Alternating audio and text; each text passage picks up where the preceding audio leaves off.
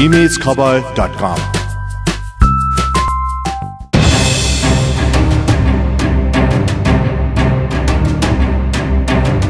2070 सालको दोस्रो संविधान सभाको निर्वाचनमा रौतडको क्षेत्र नम्बर 1 र काठमाडौँ क्षेत्र नम्बर 2 दुवै क्षेत्रबाट विजयी भएका एमाले नेता माधव कुमार नेपालले काठमाडौँको क्षेत्र छाडेर रौतडलाई नै रोज्नु भएको थियो। तर मंसिर 21 गते हुने यस पटकको प्रतिनिधि सभा निर्वाचनमा नेता नेपालले रौतड छाडेर काठमाडौँ नै रोज्नु भएपछि यहाँको चुनावी परिणाम कता जान्छ भन्न सकिने स्थिति रहेको छैन। रौतडमा 4 निर्वाचन क्षेत्र र 8 वटा प्रदेश सभा गरी 235 जना उम्मेद्वार चुनावी मैदानमा रहेका छन्। रौतडबाट बिना विभागीय मन्त्री प्रभु शाह, पूर्व मन्त्री अनिल झा, अफ्ताब आलम, सत्यनारायण भगत, गोविन्द चौधरी, मुस्ताक राजा, डाक्टर बंशीधर मिश्र चुनावी मैदानमा हुनुहुन्छ। उनीहरू सबैलाई मतदातालाई रिजाउन हम्मे परेको छ।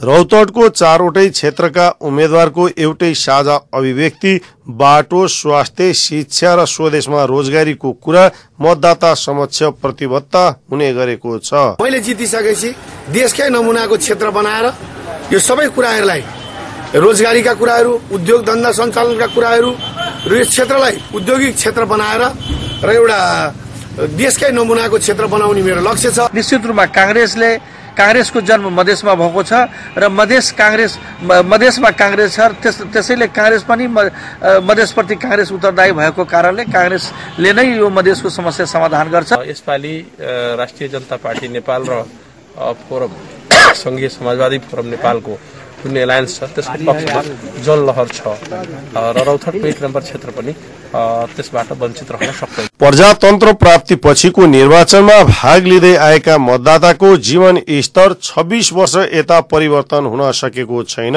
शिक्षा, सरसफाई, विकासमा रौतड सबैभन्दा पछि परेको जिल्लाको रूपमा लिइएको छ।